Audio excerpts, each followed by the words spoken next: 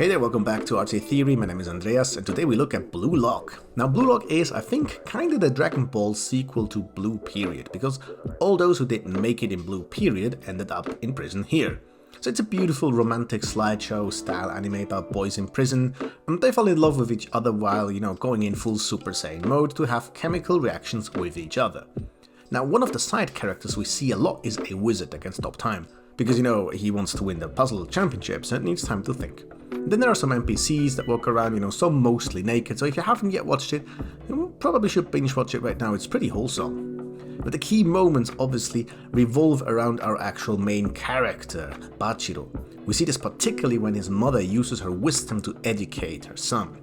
Now, sadly, the artsy moments are often interrupted with the guys playing soccer and puzzling, so there are quite a few filler episodes to watch until you get to the good part.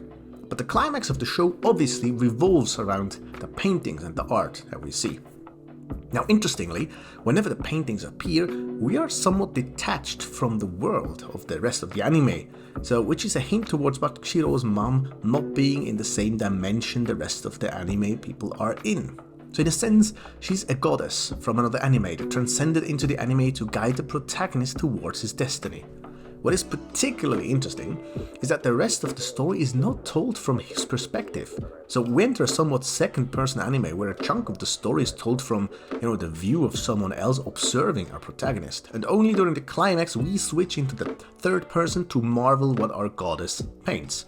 The obvious next step could be to look into how auras and running speed are depicted in comparison to anime classics like Captain Tsubasa, and even talk about the Dragon Ball Z influence, but that would kind of lead up to Bill just to a really bad joke, just saying.